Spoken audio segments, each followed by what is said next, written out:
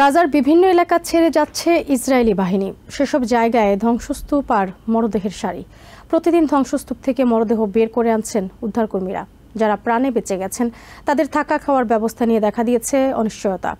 গাজার সিভিল ডিফেন্সের মুখপাত্র মেহমুদ বাসাল বলেন, ইসরায়েলি বাহিনী গাজা শহরকে ধ্বংসস্তূপে পরিণত করেছে। এদিকে তাল আল হাওয়া ও আশেপাশের এলাকার বাসিন্দাদের বাড়ি ছেড়ে যেতে বলেছে ইসরায়েলি বাহিনী। গাজার পূর্বাঞ্চলে সুজিয়া শহর ছেড়ে গেছে ইসরায়েলি বাহিনী, রেখে গেছে শুধুই ধ্বংসস্তূপ। টানা 2 সপ্তাহের ধ্বংসযজ্ঞে মাটিতে মিলে গেছে শহরের বহু স্থাপনা। ইসরায়েলি বাহিনী চলে যাওয়ায় শহরটিতে আবার ফিরেছেন বাসিন্দারা। ধ্বংসস্তূপের মধ্যে খুঁজছেন ফেলে যাওয়া প্রয়োজনীয় জিনিসপত্র।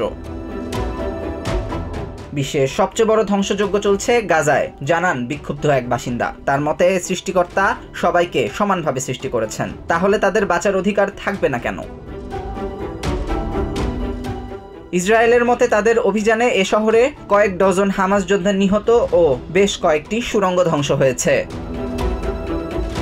চোখের সামনে নিজের মেয়েকে মারা যেতে দেখেছেন এই ব্যক্তি। তিনি বলেন, ইসরায়েলি বাহিনী নিজেদের মানবিক দাবি করে, কিন্তু তার মেয়ের কাছে কোনো অস্ত্র ছিল না। তবুও ইসরায়েলি হামলায় সে প্রাণ হারিয়েছে।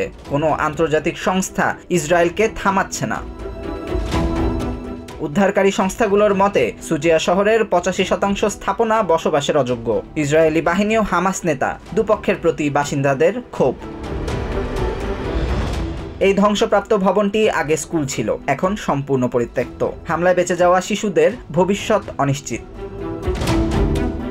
গাজায় যেসব জায়গা থেকে ইসরায়েলি সেনারা চলে গেছে সবই এখন ধ্বংসস্তূপ, আর এসব ধ্বংসস্তূপের আনাচে কানাচে ছড়িয়ে রয়েছে মৃতদেহ। প্রতিদিনই মরদেহ উদ্ধার করছেন উদ্ধারকর্মীরা। Amanur Rahman, TVN 24 news desk. New York থেকে সম্প্রচারিত TVN 24 টেলিভিশন বিশ্বজুড়ে বাঙালির কণ্ঠস্বর।